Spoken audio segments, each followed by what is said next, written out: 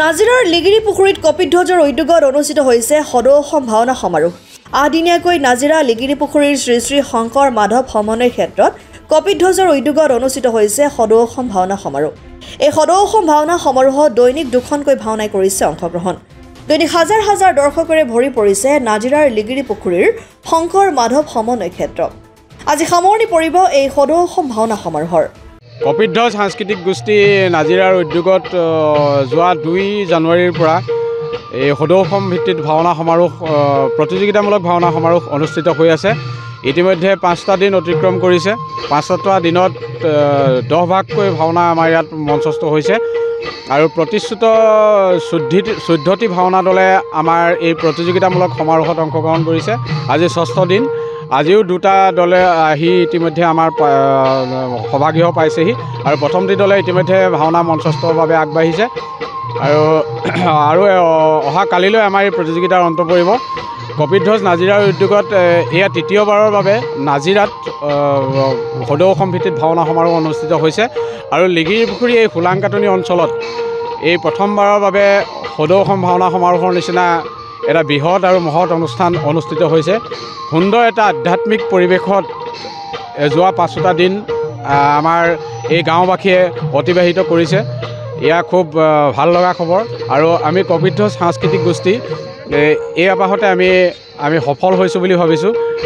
প্ৰায় 5খনকৈ গাঁৱৰ মানুহক আমি এটা আধ্যাত্মিক পৰিৱেশৰ মাজত যোৱা 5টা দিন তেখেতসকলে এই আধ্যাত্মিক পৰিৱেশটোত ডুবি আছে আৰু ইতিমধ্যে 10 ভাগ ভাওনা তেখেতসকলে উপভোগ কৰিছে। আজিও 2 ভাগ ভাওনা অনুষ্ঠিত হ'ব আৰু কালিলৈ 2 ভাগ ভাওনা অনুষ্ঠিত, মুঠতে 14 ভাগ ভাওনা আমাৰ ইয়াত মঞ্চস্থ হ'ব আৰু শেষৰ দিনা বঁটা বিতৰণি অনুষ্ঠানৰ লগতে নাজিৰা অঞ্চলৰ 60ৰ ঊৰ্ধৰ যিসকল পুৰণা ভাৱৰীয়া, এই পুৰণা ভাৱৰীয়া 60ৰ ঊৰ্ধৰ প্ৰায় 20জনকৈ ভাৱৰীয়াই অংশগ্ৰহণ কৰি শেষৰ দিনা দূৰ্ণ পৰ্ব আৰু অভিমন্যু বধ নামৰ নাটকেৰে আমাৰ এই ভাওনা সমাৰোহৰ যৱনিকা পৰিব।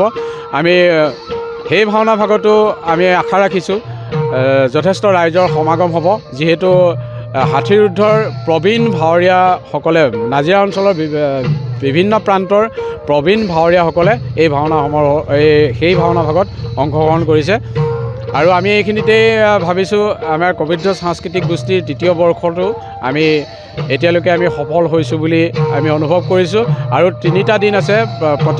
আজিক ধৰি 3টা দিন আছে আৰু 3টা দিনৰ এই অহা 3টা দিনো আমাৰ ভগৱন্তৰ কৃপাত অতি সুকলমে হৈ যাব বুলি আমি আশা ৰাখিছোঁ।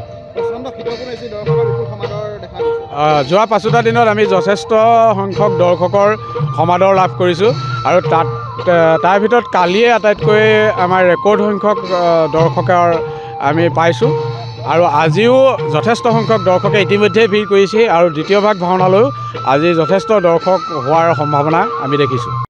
যোৱা 2 জানুৱাৰী 2024ৰ পৰা 9 জানুৱাৰী 2024লৈকে ভাওনাসমূহ অনুষ্ঠিত হৈছে কপিধ্বজৰ উদ্যোগত আৰু নাজিৰা মহকুমাবাসী ৰাইজৰ সহযোগত।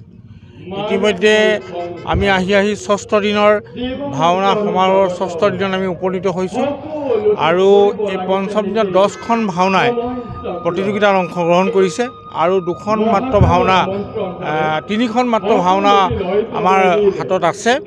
গতিকে এতিয়ালৈকে আমি এই 6ঠ দিনত এই নাজিৰাবাসী ৰাইজৰ যিটো বিপুল সঁহাৰি আৰু যিটো শান্তিপূৰ্ণ পৰিৱেশেৰে তেওঁলোকে ভাওনা উপভোগ কৰাৰ লগতে এই অনুষ্ঠানভাগী সাফল্যমণ্ডিত কৰাৰ ক্ষেত্ৰত যি আমাক উৎসাহিত কৰিছে, তাৰ বাবে আমি পোনপ্ৰথমতে নাজিৰাবাসী ৰাইজ আৰু এই ভাওনাথলীৰ সমবেত সমূহ ভক্তপ্ৰাণ ৰাইজক আমি আমাৰ তৰফৰ পৰা আমি কৃতজ্ঞতাৰে আমি ধন্যবাদ জনাইছোঁ আৰু আমি ভাবিছোঁ যে এই অনুষ্ঠানভাগীৰ জৰিয়তে নিশ্চয় আমাৰ জগতগুৰু শ্ৰীমন্ত শংকৰ গুৰুজনাই যি আদৰ্শ প্ৰতিষ্ঠা কৰি গৈছিলে, সেই আদৰ্শক আমি পৰিৱৰ্তিত ৰূপত নিশ্চয় আমি আগবঢ়াই নিবলৈ নিশ্চয় আমাৰ সমাজখনে নিশ্চয় আগবাঢ়ি আহিব।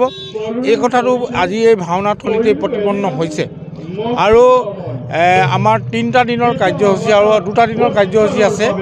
অহা কালিলৈ আমাৰ প্ৰতিযোগিতাৰ শেষ দিন আৰু 9 তাৰিখে আমাৰ বঁটা বিতৰণি অনুষ্ঠান অনুষ্ঠিত হ'ব আৰু লগতে আমাৰ 60 ঊৰ্ধৰ যিসকল বৈবিধ্য প্ৰাক্তন ভাৱৰীয়া, যিসকল শিল্পীয়ে অনাগত দিনত তেখেতলোকৰ অভিনয় শৈলীৰ যোগেদি দৰ্শক শ্ৰোতাৰ মন আকৰ্ষণ কৰিবলৈ তেখেতে সক্ষম হৈছিল।